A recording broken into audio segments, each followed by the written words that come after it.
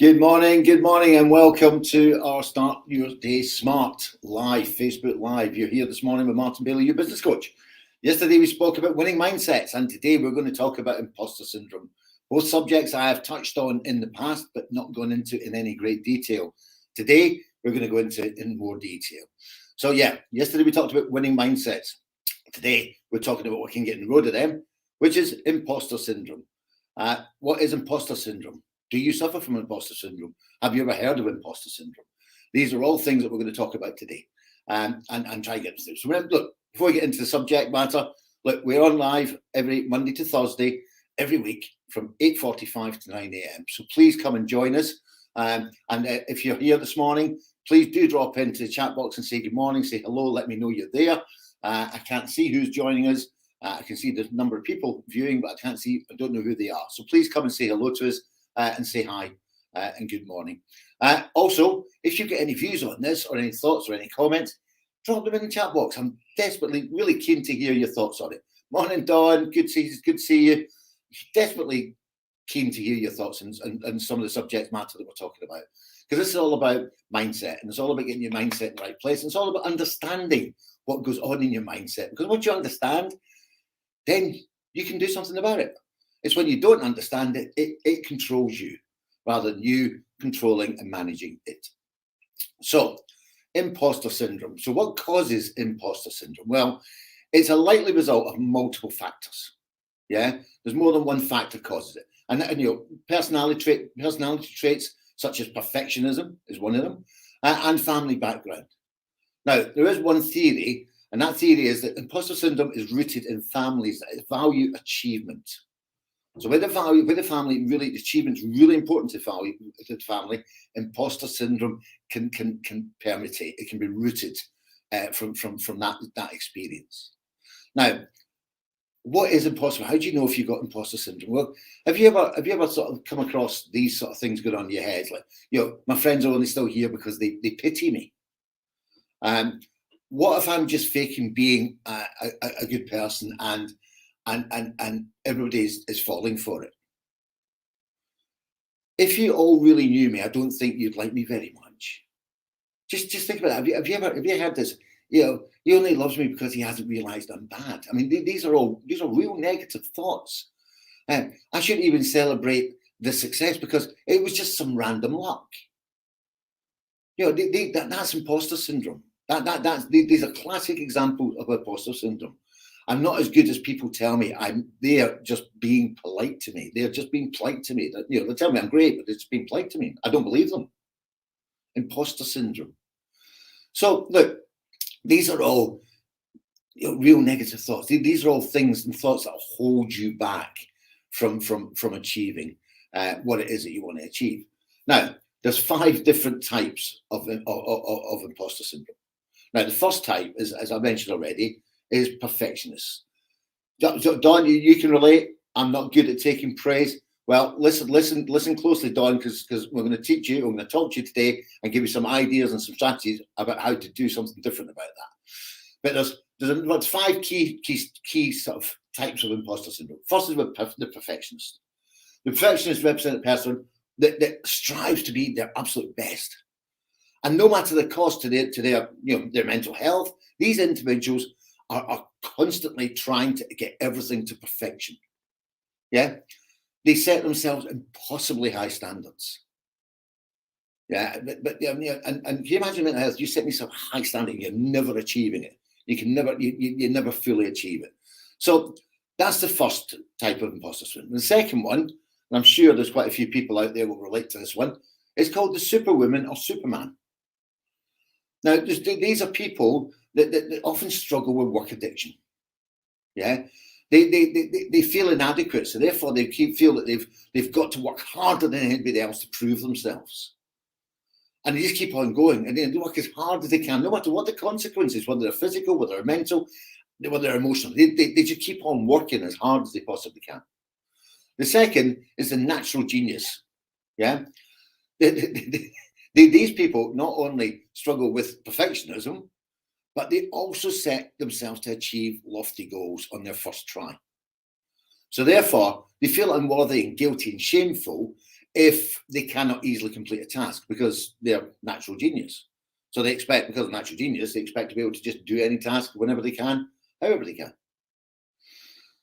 If you just joined us, please come in, say hello, let us know you're there. It'd be great to say hi. I can't see you, so come and say hi. And if you like what we're talking about, please hit those like buttons. Yeah, please hit the like and share, like and share, like and share. The fourth is the soloist. Yeah. Now the soloist in Imposter Syndrome feels it really extremely difficult asking others for help. Yeah. They feel really difficult asking for help. They feel that they are not as competent as themselves. Yeah.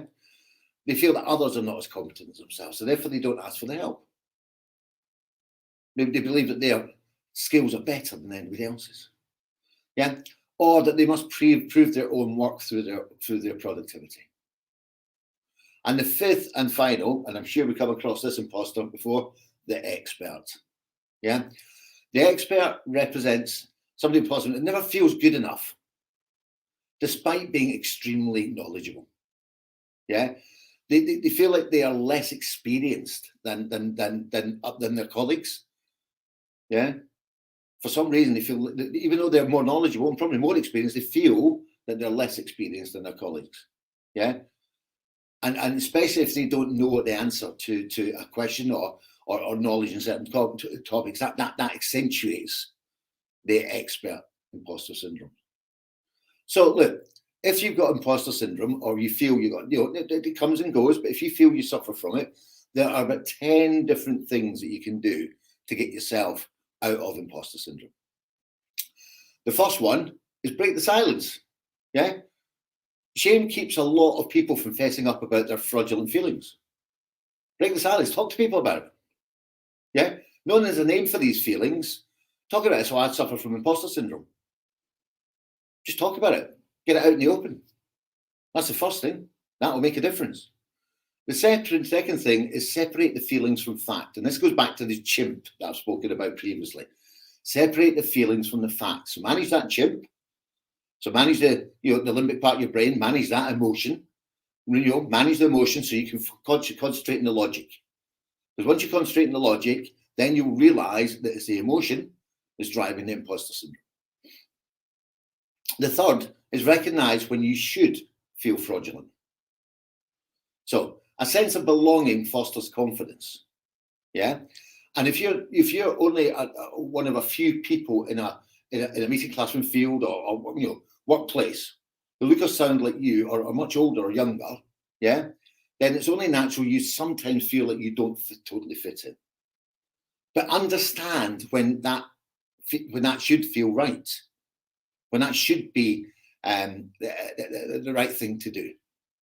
Yeah, so there's times when you're going to feel fraudulent or you're not going to fit in, but there's times where you do fit in, but you're telling yourself you don't fit in. The fourth is accentuate the positive. Yeah, the good news is stuff that you need to focus on. Yeah, you need to really deeply care. Accentuating the positive is about perfectionism. So you really deeply care about what you're doing, which is great. But you need to accentuate the positive. So sometimes where you don't achieve 100%, you need to celebrate the fact that actually you've achieved 80, 90%, and that's good enough. That's giving you the result you're looking for. And you should be accelerating that fact in terms of rather than ignoring the fact. Celebrate that fact, not accelerate, celebrate that fact. And then you get the fifth, and that's develop a healthy response. Morning, Andrew. Good to see you. To failure and mistake making. Yeah, you're going to fail. Accept it. You're not going to be successful 100% of the time. Some of the most successful people in this world have failed more times than they've succeeded. Yeah. Remember, child syndrome. You're a child. How many times did you fall over before you could learn to walk? How many times did you fail before you could learn to walk?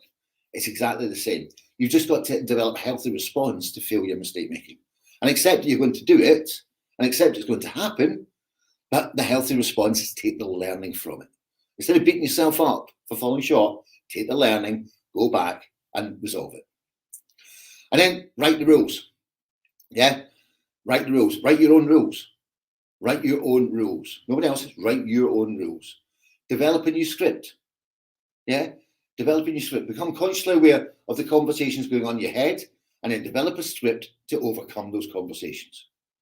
Visualize success. One that I've talked about, IBBM, I've talked about before. Visualize your success. Do what athletes do. Visualize what that success looks like. And reward yourself. Break the cycle of continually seeking and then dismissing validation outside of yourself by learning to pat yourself in the back. I've done well there. Yeah, I've done well. And then number 10, and you'll laugh at this one, is fake it till you make it. Now and then, believe it or not, we have to live and wing it by the seat of our pants. It happens. Yeah, just accept it happens and make sure you do it really well. Yeah, it's not you being inept. It's just things happen that we can't control. We've got to wing it. Yeah, but learn to wing it really, really well. So look, there's 10 strategies for dealing with imposter syndrome, and hopefully you've got a better understanding of what imposter syndrome is. But that can stand right in the road of a winning mindset. So the better you understand this, the more you accept it, the more you put strategies in place to deal with it, the more you will win and the more successful you will become. That's it for this morning. I hope you've enjoyed our last one of this week. Remember, we're here Monday to Thursday, 8:45, 9 a.m. every day of the week. We'll be here as of next Monday. Have a great weekend. Go and smash the day out of the park, and I'll see you all later. Thank you.